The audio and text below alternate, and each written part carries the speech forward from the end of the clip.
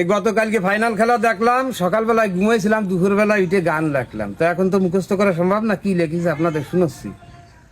আল্লাহর নামটি স্মরণ করে শুরু করলাম ভাই, লক্ষ কোটি সালাম জানাই সোনার মদিনায়।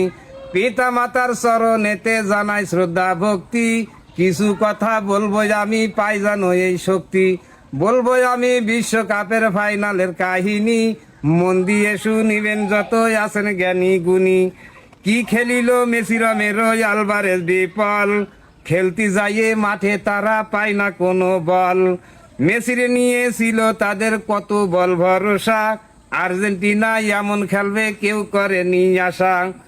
বল ছিল স্পেনের পায়ে অধিকাংশ সময়, মনে হলো মেসি যেন মাঠে পড়ছে ঘুমায়।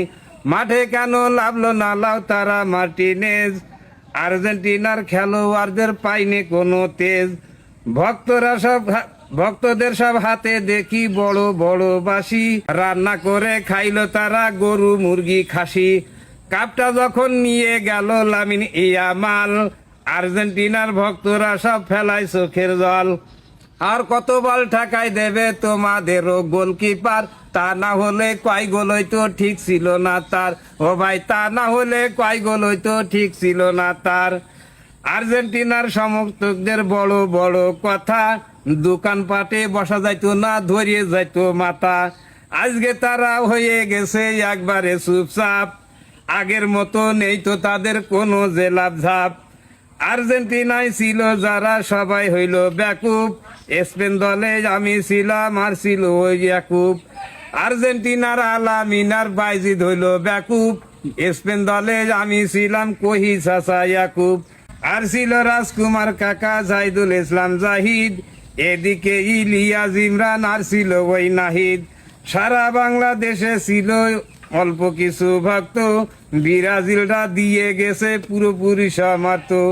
তাই তো আমরা দলে একটু হয়ে গেছি ভারী, সবাই মিলে আনন্দ করেছে না তো দেরি। এদিকেতে মিশরেরা দিছে অভিশাপ, তাই তো এবার আর্জেন্টিনা পাইলো না রে কাপ। ও ভাই, তাই তো এবার আর্জেন্টিনা পাইলো না রে কাপ। কি আর হবে চিন্তা করিয়ে 4 বছর ধৈর্য ধর, কত বল যে ঠেকাই দিল তোদের গোলকিপার। কত বল যে ঠেকাই দিল তোদের ওই না গোলকিপার, তা না হলে কয় গোল হইতো ঠিক ছিল না তার। দর্শকরা কোক যে গোলকিপার যদি এভাবে না ঠেকাই তো কমপক্ষে 5টা গোল হইতো নিশ্চিত।